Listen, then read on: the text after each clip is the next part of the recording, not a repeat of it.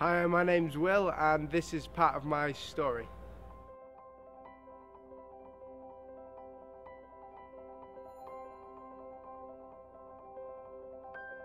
I was sat at the top of the auditorium in our church, and there was this conference going on for a bunch of youth workers, and this guy was talking on stage about how this man can heal, how this certain dude died for me, and how this certain dude loves me even though I don't know him or love him back. And then all I felt was just this amazing sort of pressure on my chest, and this sort of, it sounds weird, but it was like a hug, and I got hugged, and this man came to me and basically said, I'm going to take all your worries away from you. And I said, take them away and I'll love you. And he did. Took all my worries away from me, and ever since then I've never looked back. I want to tell you a story about a woman who was caught in adultery. She was basically cheating on her husband, and this is in the days where Jesus was roaming around the earth, and he was teaching people, and this is before he died, and this is whilst he was teaching people. And basically the Pharisees, which are like the religious people, they came and they told Jesus, they brought this woman to Jesus, and they said, this woman was caught in the act of adultery. The law of Moses says to stone them. What do you say? And Jesus says he bent down and started putting his hands in the dirt. And a lot of people, like, I don't know, a lot of people think that means different things. Some people say he went down onto the dirt just so he could look at her face and get to her level. But a lot of people say that he was writing down the bad things of these other people who were condemning her. But these people who were accusing this woman and trying to trap Jesus into saying something, these people didn't know who they were messing with. And I believe that when Jesus bent down into that dirt, he wasn't just bending down to get on her level. He wasn't just writing their names on the sand. I think he was just trying to put his hands in dirt. And for me, that is such a powerful thing, because that sees to me that I was that woman once, and that Jesus wants to get his hands in my dirt. When Jesus puts his hands in dirt, something amazing happens. You can see it throughout the whole Bible that God made Adam from dirt, that he spat in some dirt. Jesus spat in some dirt, put it on some blind guy's eyes, and he was healed. He was able to see.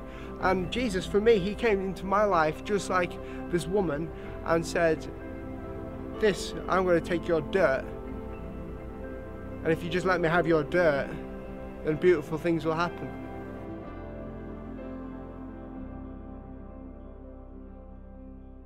I just want to get across the point today that you may know me as in a person that either does videos on YouTube, or you know me from Elevate to be a weird guy who stands on stage and tells jokes and stuff. But I know some of you here tonight who even claim to be knowing Jesus and to live a life for Jesus that you don't. And some of you here tonight as well, you've been coming here for a while, and you've noticed there's something different about me and about other people who are all here, and you get a certain feeling when people are talking to you, but you choose to ignore it. I just want to say today that if you let him have your dirt in your life, that if you're like that woman who's been accused by everyone, where life is telling you that you're not good enough, that you're not thin enough, that you're not that you can't do this because you've got something wrong with you, or that you're not smart enough, if you are feeling like that, if you give that dirt to Jesus and let him just put his hands in that dirt of yours, and then if you were to take it and let Jesus come to you and basically give you a big hug, then I know beautiful things will happen, because every time he's put his hands in my dirt, I've seen things happen in my life. I remember the times where I used to run home crying because someone said something horrible, and as soon as I let Jesus put his hands in my dirt, I saw things start to happen in my life.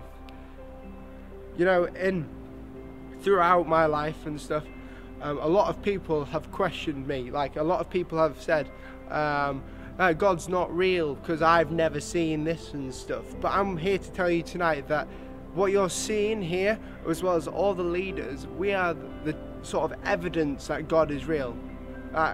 here now, I am the most tangible. This is the most tangible evidence that God's able to set someone free. And a lot of you here tonight are saying, well, God can't set me free. And I know you've been saying this for a while because I've talked to some of you, and even on YouTube or whoever's watching this, some of you have been saying, God can't set me free, or God can't give me this life because of what I've done. And I'm going to counter that so hard, because in my life I felt the same way. But if God can change it in my life, I know He can change it in your life. If He set me free and taken my life of what I've done wrong and said that I can go and do no more sin, or I can go and sin no more, then I believe it. I believe that God can do it in my life and in your life. But some of you guys are scared and you don't want to go into the unknown.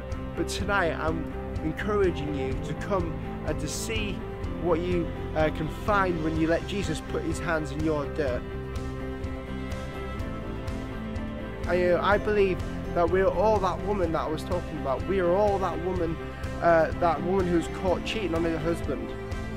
And I believe the world is that are those people accusing us of that, and saying that we're not good enough, and saying that we're not right. And I think in some elements that we aren't good enough. We aren't, because the idea of Jesus coming down and dying for us means that we aren't good enough. It means that we aren't able to do life on our own. And you know, Jesus saw absolutely nothing in us, but He still came and He still died for us on the cross, and He died in the most horrendous and gruesome way, just so that He could show you that He loves you.